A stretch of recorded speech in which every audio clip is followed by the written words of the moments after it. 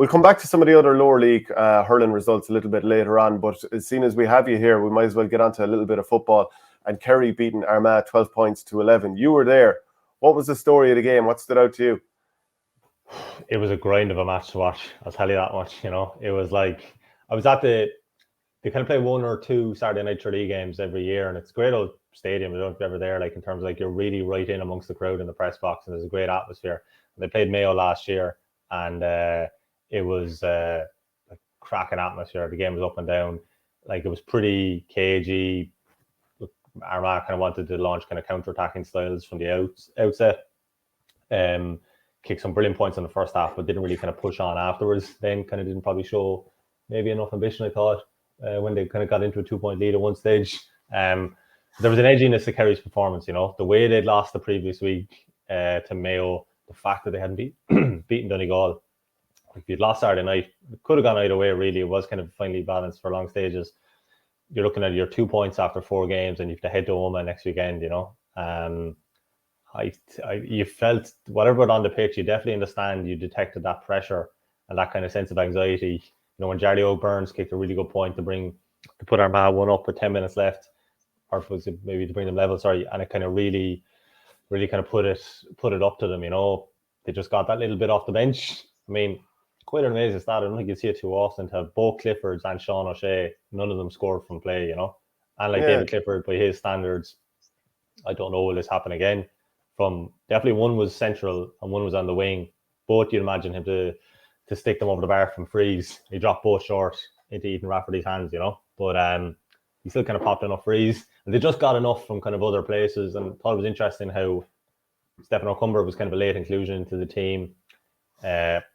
He was kind of marking Rian O'Neill a bit in the first half. O'Neill kicked 1 good point against him. But then the second half, he was kind of pushing forward a bit more. Was kind of involved a lot. Barry Dan O'Sullivan is kind of a bit of a career renaissance. He was last in the panel in 2018, 27, but ticked all the boxes underage in terms of success. And he's kind of getting a concerted goal at midfield now. And it just shows, we're talking hurling about how options can go. David Moran's retired. Joe O'Connor's out for the season with a cruciate. Diarmuid O'Connor was sitting in front of us in the press box. I think he's close to return, but he's not fit yet after his ankle injury. So suddenly you're looking at your midfield options, like it's Jack Barry plus who else? And Barry O'Sullivan's been kind of getting a good kind of a concerted run, But the big thing Jack O'Connor talked about afterwards was he just thought the attitude was better. I mean, I thought they were really, really poor watching the Mayo game, especially the first half, the last time. But where they kind of were carved open for goal opportunities and they're really sloppy coming out of defence at times in that game, they tightened that up a lot. Shane Ryan had no save of note to make, and Armagh never really threatened the goal while still being in contention kind of for long stretches. But like at times Armagh's shooting was brilliant, in the first half. O'Neill from play or from freeze, from play, Stephen Campbell got 2 really good points out straight after half time from Greg McCabe and Conor Turvitt. But then in about the remaining 40 minutes of action, only scored 1 point.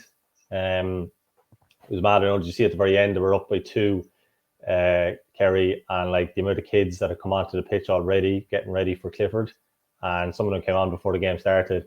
Next thing, Armagh get a free, and you have Rian O'Neill shaping up, and he has like about 6 or 7 Kerry players in front of him on the goal mouth, but he has about 20 kids either side. Like I was saying to some, like, geez, some kid's going to get, could get knocked out here with the O'Neills, size 5 O'Neills from Rian O'Neill's boot, but he smashed it over the bar anyway. And next thing was noticeable, because obviously this is a thing all through the club championship. Someone shepherded Clifford. It was like a beeline straight away for the dressing room, because there was like, whatever quantity of people you get after a junior Fossa game, there was the official attendance was 11,000. It seemed like more in Tralee on Saturday night, and they all kind of wanted a piece of them, But last year when they beat Mayo in that kind of circumstances, O'Connor signified it afterwards. He said that was a key night. That was where we dug in and got the result. And he said this after the All-Ireland, but he talked about it at the time as well that it was a big win for them. Kind of invited him to draw that comparison again. Do you think this will be a big one? And he was like, look, he kind of downplaying it because it's at the time of year, that it's early in the year and all that, But I think you could see how satisfied and kind of how happy he was, and that the players, that he had got a response and that they got something out of it. Yeah. What do you think of bringing back David Clifford and Paddy Clifford so early, considering the amount of football they've played in the last year? And also, just on the back of that, Adrian McGrath, you have to discuss the ref buying the worst dive I've ever seen from Clifford. Bringing them back, I think, is a reflection of the kind of urgency of the situation. I mean, like, it kind of really did kind of smack of like, what were they down? I think they were 2-8 to 3 points down. That's 11 points down last week. So Paddy Clifford had started the game. Then they bring on David Clifford and Sean O'Shea. I think it's reflective of that they are the three locks in attack. And trying to name the other three forwards that are going to start for Kerry is a bit of a challenge. There's a lot of options there. Obviously, Paul Ganey's probably the one that's out at the moment, the Killian Span. But like, there's other players that got a game over the last couple of weeks, and Darragh Roach has been getting a run, and Donald O'Sullivan, a couple of new guys. But they are the three locks, and I think so much of the game plan kind of depends on them. And I suppose as well, like maybe you just can't hang around as much as you could have before, given the new schedule. Like if a team goes to January, you can give them a bit of a break. But I mean, for example, he brought Paul Murphy straight back into it, and his rationale was like, look, Paul had the month of December off. He had his honeymoon. He was in New Zealand. He's had his break, and now he's at the club championship, and he looks really hungry for it. And like, he kind of lost his place last year through injury during the league, and then when he came back in, and he talked this a couple of weeks ago, he said he couldn't get back in. Basically, Brino Bioglica kind of locked down that wing back position, and our Gavin White. Now, it mightn't work out this way, but White and Bioglica are both injured now, and Murphy's making a real kind of stake for that number 7 position and that kind of starting spot. But to kind of go back to your question, I just think it's kind of reflective of Kerry need points. Kerry needed something to kind of get their season going, and it's a bit of maybe a question about depth, but they are the three, Clifford's case, 10 out of 10, the other two maybe 9 out of 10 forwards that they have, and they are the three that they need to kind of ignite something. So was there a dive?